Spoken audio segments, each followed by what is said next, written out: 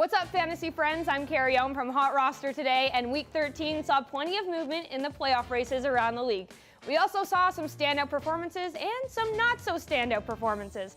So I'm here to highlight my winners and losers of Week 13. Can there honestly be a bigger winner in Week 13 than Tom Brady? I mean, okay, you got me. Brady didn't wow anyone with 14 fantasy points thanks to his 269 yards passing and one score against the Rams. But he is now the most winningest quarterback of all time with 201 career wins, passing Peyton Manning. Even Brett Favre stopped what he was doing yesterday to give respect where respect is due, sending Brady a message saying, "You're the best, man."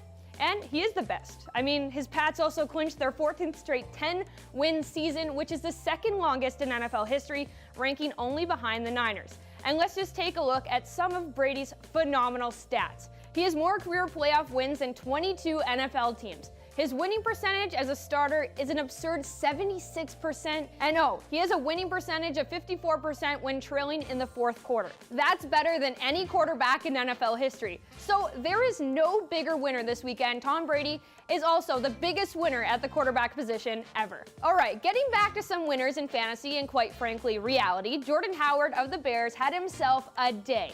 In case you missed it, despite the snowy conditions in the Windy City, Howard carried the ball 38 times for 117 yards and 3 scores.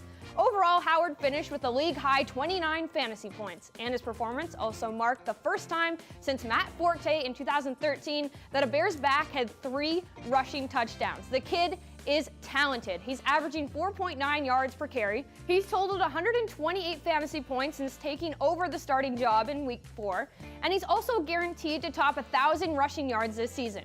He has been crushing it, and he's definitely chopped up a big W on my list this week. Okay, so was there more of a it's about time moment than Ladarius Green of the Steelers this weekend when he went off? Finally, Green showed us what we've been talking about for years. He caught 6 of 11 targets for 110 yards and a score. Those 11 targets were almost as much as the 12 snaps he saw last week in Indianapolis. I mean, given his natural talent, we've been expecting this kind of performance from Green, but after missing the first 9 weeks of the season while recovering from an ankle surgery, he only played 10, 8, and 12 snaps over the last 3 weeks. It was seriously shocking to watch what unfolded this weekend, and either way, who knows if Green ends up back on this list, but undoubtedly, he was a big winner this week. Speaking of the unexpected, how about Drew Brees on Sunday? This guy made my list of winners last week, but for the first time since 2009, a streak that spanned for 60 games, Brees went touchdownless at the Superdome. And it came against the Lions of all teams. On top of that, Brees finished with only 7 fantasy points on 323 yards passing and 3 interceptions. It was the first time since 2010 that Brees was held to a single-digit fantasy total at home. It also snapped an 11-game streak at home where he had at least 20 fantasy points. I mean, just last week he had 32. Just brutal. And oh, those 3 interceptions were also his most at home since 2010. Just unthinkable, and hence why Brees has to be the biggest loser of Week 13. Speaking of guys who dropped 32 fantasy points one week, then totally dropped the ball the next, Colin Kaepernick, what the heck?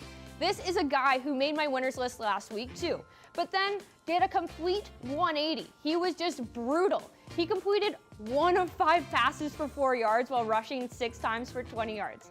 That was good for 2 fantasy points, which, believe it or not, was only the second worst performance of his career. However, it is worth highlighting just how bad this game actually was between the Niners and Bears.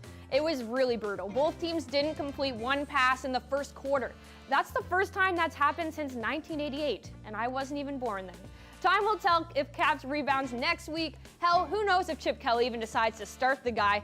Only one thing is for certain, Cap lost big time in Week 13. Lastly, do you remember when I foreshadowed the return of Miller time to my big list of losers?